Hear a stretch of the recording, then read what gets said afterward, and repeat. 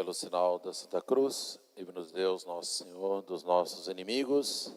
Em nome do Pai, do Filho e do Espírito Santo. Amém. Pode sentar-se. Reverendíssimo Padre Silvano, reverendíssimo pároco desta paróquia, a quem agradeço imensamente o convite de estar aqui hoje, mais uma vez, para poder refletir um pouco e rezar um pouco com todos nesta solene e grande novena do Senhor Bom Jesus, padroeiro desta paróquia, demais sacerdotes, reverenda Madre, auxiliadora e todas as demais religiosas, os paraninfos desse dia. Meus amados irmãos, em nosso Senhor Jesus Cristo, como nós estamos nesta novena meditando tudo aquilo que sofreram os mártires toda esta história da igreja, desde o início, desde a ascensão de nosso Senhor Jesus Cristo ao céu. A igreja entra ali na pregação do Evangelho e começa pelos apóstolos, os sofrimentos e os martírios, e eis que nós chegamos no século XVII, e aí podemos então falar do Brasil, e os mártires, e de modo especial os protomártires, os primeiros que morreram mártires em terras brasileiras. Depois destes que vamos falar hoje, tiveram outros, mas hoje nós vamos nos concentrar nestes protomártires do Brasil que morreram no Rio Grande do Norte, vítima da perseguição holandesa, quando os holandeses invadiram ali aquela parte do Nordeste do Brasil. Meus amados irmãos, precisamos de entender um pouco do contexto histórico para poder contar a história propriamente ali do que aconteceu naquele julho e outubro de 1645, mais especificamente na localidade de Cunhaú e Uruaçu. Os 30 mártires brasileiros do Rio Grande do Norte, alguns de fato nascidos em Portugal, mas todos derramaram o seu sangue no Rio Grande do Norte, ou seja, em terras brasileiras. Duas localidades diferentes.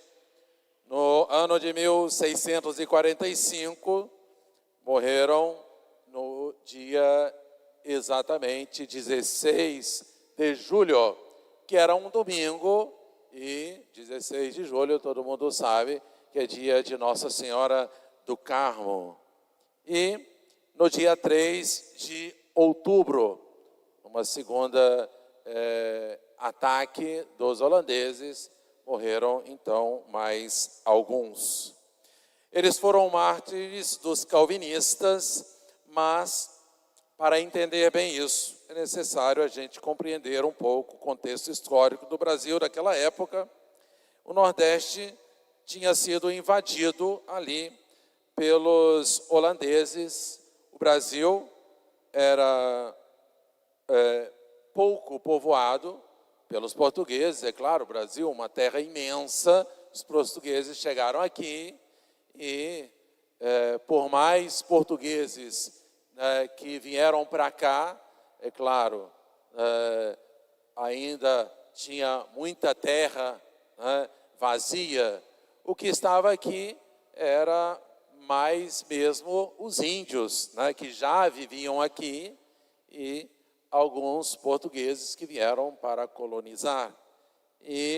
Mas os holandeses, né, tiveram então ali um lugar facilmente, vamos dizer assim, onde eles puderam entrar, né, ali no século XVII.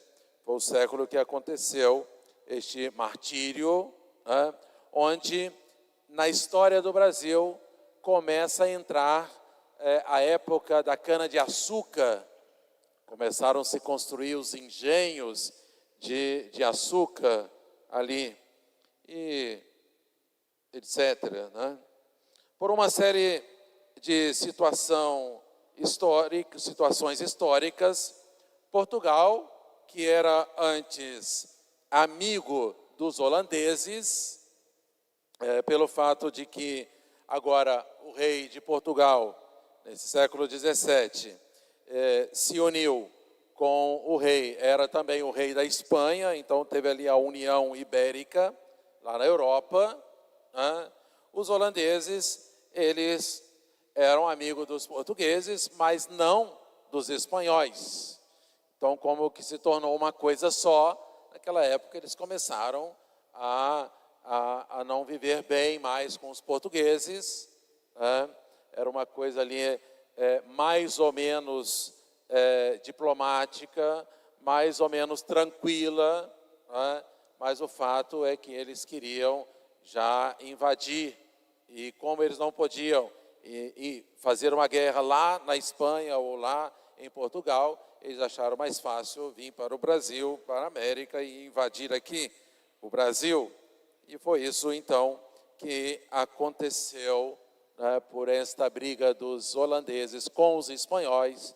Eles começaram, então, a invadir ali o Nordeste, e desde Sergipe até o Maranhão, aquilo que era ali só dos portugueses, começou também a se encher de holandeses. Naquele tempo, a parte civil se confundia um pouco com a parte religiosa, ou seja, né, o rei era católico, então todos ali deveriam ser católicos, né? Quando o país, né, o rei era de outra religião, normalmente era para seguir a outra religião, ou seja, mudar de reino, mudar de nação, mudar de rei, significava também mudar de religião, se aquele novo rei ou nova nação fosse de outra religião. E isso foi o que aconteceu, ou que os calvinistas queriam, os holandeses queriam, porque os holandeses não eram católicos, eram calvinistas, né? Ou seja, uma linha do protestantismo, que se a gente pudesse hoje, para ter um pouco da ideia de que são esses calvinistas, quando a gente encontra um protestante, aqueles protestantes que são mais veementemente contra as imagens, né, que fala contra a Eucaristia, ou seja, aquelas coisas mais verdadeiramente ali católicas, aqueles que lutam mesmo e não aceitam de jeito nenhum as imagens, o culto das imagens, estes têm uma influência dos calvinistas. Lutero, os luteranos, não tem tanta assim, não faz tanta questão assim do culto das imagens, só para a gente ter aí uma ideia de como era os calvinistas, né? Bom, esses holandeses calvinistas encontram aqui uma população católica. Eles vieram para cá, quem chegou primeiro foram os portugueses católicos e colocaram aqui a religião católica. Eles encontram uma população católica de portugueses, né? E alguns holandeses que já tinham vindo, né, viviam ali na diplomacia com os portugueses católicos, né? Porque até então ninguém queria começar uma guerra, né, de religião. O mais importante, o que eles queriam naquele momento, era ir aos pouquinhos penetrando, tomando conta do território, o máximo que eles pudessem, para poder se estabelecer aqui e depois sim, né, quem sabe, fazer uma guerra e ocupar o país e estar ali implantando também a sua religião. Mas aqueles holandeses no Rio Grande do Norte, eles conseguiram levar para a Holanda 2 índios, tá, da tribo dos Potiguares. E esses 2 índios ficaram um tempo na Holanda e foram lá catequizados, podemos dizer assim, ou formados no calvinismo. E voltaram de lá, né, com essa ideia calvinista, né, e com influência na tribo deles, os potiguares, né, na tribo do índio potiguar, eles conseguiram converter toda aquela nação indígena, podemos dizer assim, ou toda a tribo indígena dos potiguares, todos eles se tornaram calvinistas. Eram cerca de 4.000 índios, mais ou menos, que se tornaram calvinistas. Portanto, para uma terra onde tinha pouca gente, né, 4.000 pessoas, principalmente índios, que já estavam acostumados com aquela terra, é bastante gente, era uma conquista muito grande, né? Então, a partir deste momento, eles têm 4.000 índios protestantes calvinistas e, com isso, eles já se tornaram uma força lá no Rio Grande do Norte. Enquanto lá no centro do governo, em Recife, os portugueses, né, viviam mais ou menos ali pacificamente com os holandeses. Lá no Rio Grande do Norte a coisa estava, né, crescendo, esquentando, podemos dizer assim. Por quê? Porque eles tinham praticamente uma nação, uma população indígena, né, total, que era calvinista. Então eles começaram, no seu fanatismo, a querer realmente implantar a religião calvinista. E a partir de então, estes holandeses, guiados ou guiando os índios e ao mesmo tempo guiados pelos índios, né, porque conhecia o terreno, os índios potiguares, eles foram e começaram a fazer esses desmandos, ou seja, essas violências contra os católicos. E foi a primeira vez, justamente no dia 16 de julho de 1645. O que eles fizeram foram em direção a esta localidade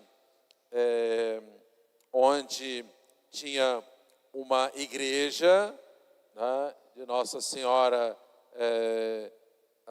das Candeias, parece, se eu não me recordo bem. E ali estava o padre André de Soveral, celebrando a missa. Era um domingo, era de Nossa Senhora do Carmo, mas era um domingo. O povo foi lá para a missa do domingo. E aqueles holandeses chegam, juntamente com os índios, eles dão um jeito de fechar todo mundo dentro da igreja, né, e ali começa, então, toda aquela pressão para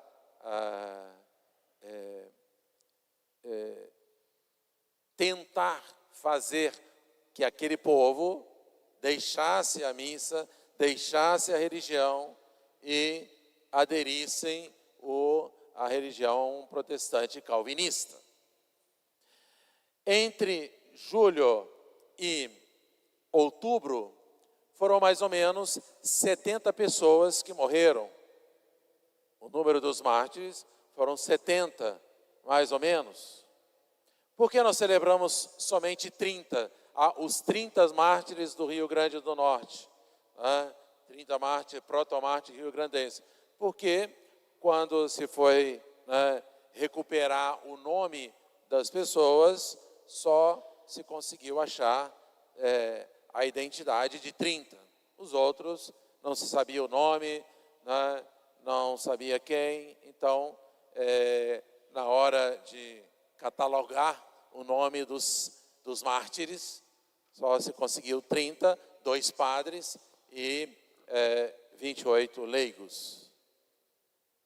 Mas se sabe que ali foi mais ou menos 70 pessoas, católicos, que morreram. Então, é claro que são muito mais de 30, mas o fato, porém, é que o padre André de Soveral recebeu aqueles índios ali, enquanto estava celebrando, com todo o povo dentro da igreja,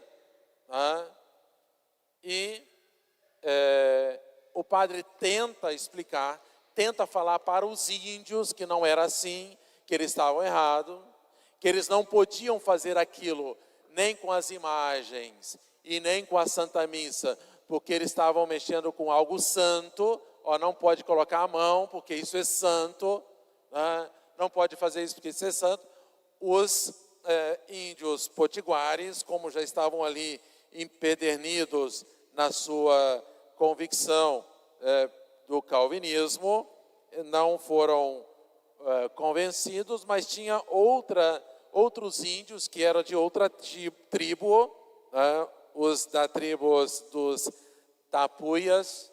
Eles então conseguiram entender, deixaram de perseguir ali aqueles católicos, voltaram atrás, recuaram, mas os potiguares continuaram na perseguição. E ali foi o grande primeiro massacre em Cunhaú, o nome da localidade. E várias pessoas, inclusive o padre, foram mortas naquele dia. Mataram a todos. E depois, em outubro, no mês de outubro, passa ali o mês de agosto, mês de setembro, e no mês de outubro acontece mais uma vez, agora em outra localidade, a localidade de Uruaçu, e o padre, já é outro padre, claro, o padre Ambrósio Francisco Ferro, tinha lá um sacristão, pelo nome Mateus Moreira, e ele também se tornou muito célebre nesse sentido, quando a gente tem lá a figura representando este martírio, desses 30 mártires, aparece os 2 padres e aparece também este sacristão, Mateus Moreira, porque ele foi um leigo que se destacou, e que já era ali de frente, mais perto dos padres. Ele se destacou e é colocado também como exemplo e defensor da Eucaristia, porque enquanto os índios o torturavam, abrindo um buraco nas suas costas e arrancando pelas costas o seu coração, ele gritava em alta voz esta frase: louvado seja o Santíssimo Sacramento. E assim que eles mataram este sacristão, este grande católico e mártir valoroso ali, derramando o seu sangue. A gente, né, falando assim, foram morto naquele dia também o padre e todas as pessoas que estavam ali, né, junto, também, participando da Santa Missa. É claro que eles não chegaram e imediatamente mataram todos os que estavam na missa, né? Assim como as perseguições lá do início da igreja, as perseguições do tempo lá dos imperadores romanos, os mártires, eles primeiro eram torturados, né? E numa tentativa de convertê-los, ou seja, pervertê-los, né? Ou fazer com que eles adorassem os deuses, né? Os falsos deuses, ali também aconteceu a mesma coisa. Primeiro vinham os holandeses e os índios, né, prendendo aquelas pessoas, né, e através de torturas, através de sofrimentos, eles iam fazendo a pergunta e querendo que eles abnegassem a fé e confessassem a fé calvinista, protestante, calvinista. Era isso que eles queriam e tentavam que as pessoas fizessem isso. Algumas famílias estavam ali inteiras e eles começavam pelas crianças, né, na frente dos pais, torturando as crianças e até crianças de colo, bebês que eram arrancados, né, das mãos, né, dos pais, do colo das mães, e eram torturados. Conta-se alguns detalhes, até em cenas muito fortes, né, que pegavam as crianças e batiam as crianças contra as árvores, matando assim as crianças na frente dos pais, para que os pais, vendo aquela tortura, eles pudessem desistir de lutar. Mas aquelas pessoas foram, de fato, né, todas valorosas e não abandonaram a fé. E é claro, morreram desde as crianças de colo até, né, os adultos, os idosos, todos foram ali mortos nessas duas ocasiões, defendendo a fé em nosso Senhor Jesus Cristo, a fé católica, guiado pelos sacerdotes, pelos padres. E assim, meus amados irmãos, nós temos os primeiros mártires. A terra brasileira sendo regada, sendo assim, vamos dizer, batizada, né, no sangue destes heróis da fé, mostrando para nós, dando para nós um grande exemplo do que nós devemos ser capazes de fazer, se preciso for, por amor a nosso Senhor Jesus Cristo. O que esses mártires fizeram, nada mais do que imitar o próprio Jesus, que também derramou o seu sangue na cruz por nós, que foi até o fim, que se ofereceu no sofrimento até o alto do Calvário, derramando até a última gota do seu sangue por nós. Então, esses são os mártires de Cunhaú e Uruaçu, que hoje, nesta novena solene, são colocados para o nosso exemplo. Vamos, meus amados irmãos, pedir a esses intercessores lá no céu, pelo nosso país. São mártires brasileiros que verdadeiramente deram a sua vida para professar a fé em nosso Senhor Jesus Cristo. Então, peçamos a Deus, nosso Senhor, que pela intercessão de seus santos mártires, pelo sangue derramado desses brasileiros, nós também, brasileiros, derramemos o nosso sangue pela nossa santa fé, pela nossa santa religião, crendo mais profundamente no Santíssimo Sacramento, sendo verdadeiramente devotos de Jesus na Eucaristia, colocando de fato a Eucaristia para ser o centro da nossa vida, já que nós sabemos, né, pelo catecismo, que a Eucaristia é o centro da igreja. Assim, com a grande devoção também a Nossa Senhora, as suas santas imagens, como ela pediu em Fátima, e que nós verdadeiramente tenhamos esse amor por Jesus, mesmo que nos arranquem o coração pelas costas. Peçamos a Ele esta graça. E claro, meus amados irmãos, dando para nós esta graça e ter um amor assim a nosso Senhor Jesus Cristo, é de fato um grande milagre que Ele nos dê, né?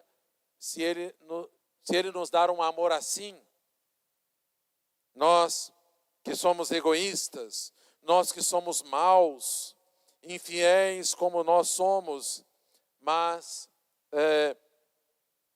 se não fossem esses inimigos da fé, os calvinistas, nós hoje não teríamos esses 70 santos, essas 70 pessoas que entraram no céu de forma tão gloriosa, derramando o seu sangue.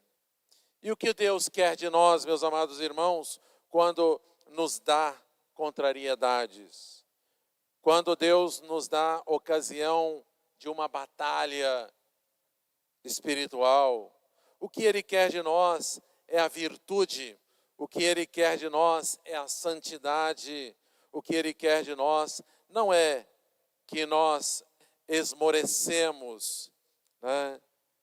Imaginamos se aqueles que estavam ali sendo perseguidos, né, eles tivessem então naquele momento um pensamento assim: eles são muito mais do que nós, muito mais numerosos, vamos nos entregar, vamos aceitar, né, o calvinismo. Se eles fizessem assim, se eles pensassem assim mesquinhamente, nós não teríamos hoje esses mártires. Assim, o que teria sido deles, né?